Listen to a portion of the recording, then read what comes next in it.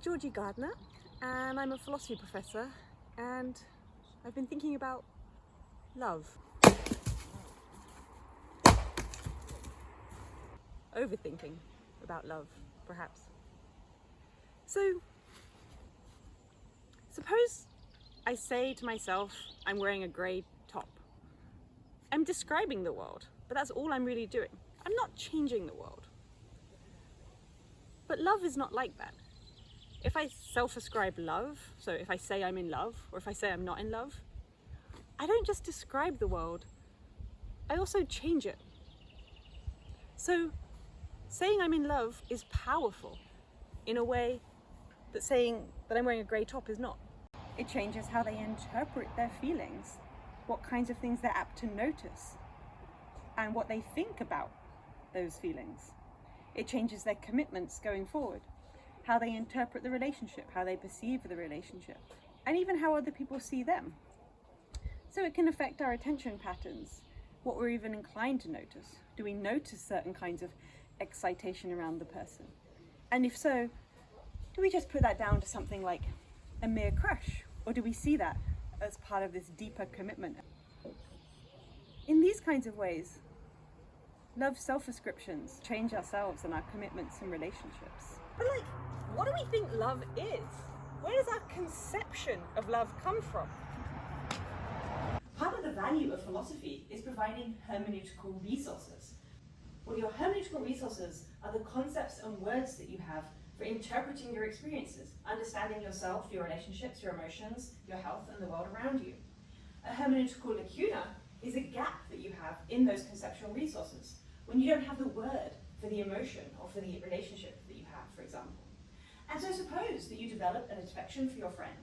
Is it love? Is it lust? Is it puppy crush? Well, perhaps it's none of those things. Perhaps it's ulcerous attraction or limerence. But you don't have that word, ulcerous attraction. So what is ulcerous attraction? It's a desire for emotional closeness, to be more better friends, to be closer friends, to discuss emotions more frequently. It's often known as a squish. When you have this desire to be closer friends with somebody, you have a squish on them, like a crush, but it's not romantic or sexual. And so having the hermeneutical resource of ulcerous attraction or a squish means you might interpret your affection differently. The feelings you developed for your friend might not be sexual or romantic. It might instead be a desire for emotional closeness. Does our idea of love come from big scholarly tomes like this? No. It comes from films, song lyrics, conversations. What if we've heard different songs or watched different TV shows? Then we'd have different ideas of what love is. So for example, one person might say it's possible to be in love with a celebrity that you've never met, if you feel the right way about them. And somebody else might say, that's just infatuation. That's just a crush. You just admire them. So, who's right?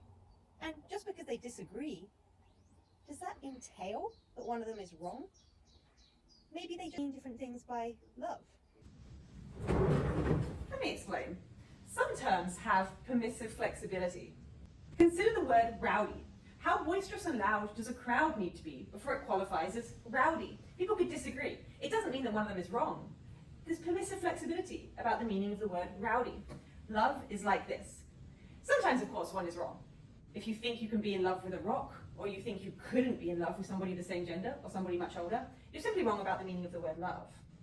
But sometimes there's permissive flexibility. Can you be in love with a celebrity you've never met, or an animal, or a child, or a group? Perhaps there's no hard and fast answer to that question, because love has permissive flexibility.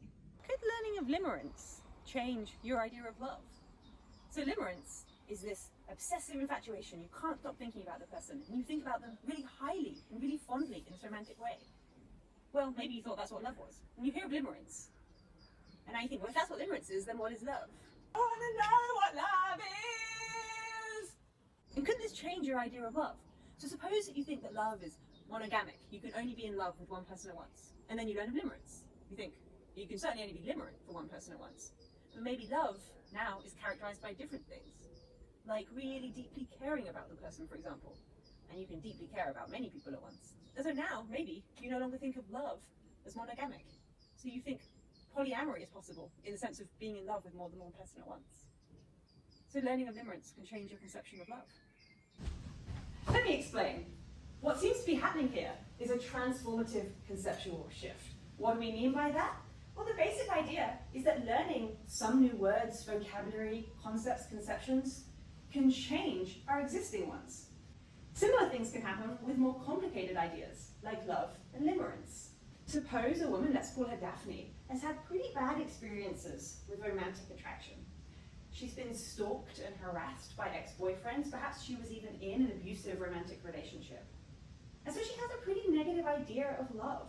And perhaps similarly, in her own adolescence, she was pained by her romantic attractions. They made her feel terrible. Again, very negative idea of love. Then she learns of limerence. Perhaps she reads about it in the Oprah magazine. She reads of this thing and it's very eye-opening for her. She reads about how it can be painful, how it can be addictive, a kind of infatuation, and she thinks, well, maybe these other experiences that I've had, the abusive ex-boyfriends, the stalkers, and my own painful attachments, were actually limerence, not love. And so limerence is the bad thing.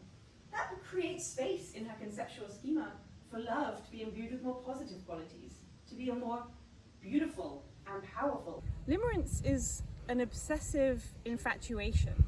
It's an addiction to thinking about the person. It's a dopamine hit, causes more and more thinking about the person. So it's like the attraction is to the thoughts of the person, not the person themselves. And thinking about them makes you feel buoyant, like you're flying or walking on air.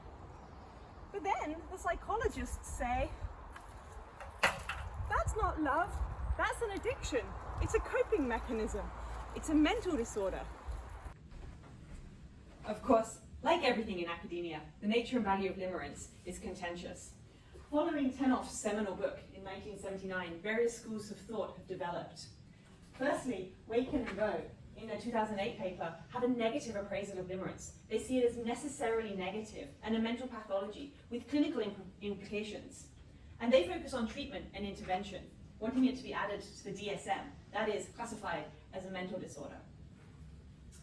In contrast, Wilmot and Bentley in their 2015, and then later Eaglecourt in her 2019 article, instead focus on more positive aspects of limerence. They talk about how it can precipitate an introspective frame of mind, lots of thinking to oneself, which can lead to self-understanding and reintegrating one's narrative into a deeper, more coherent whole.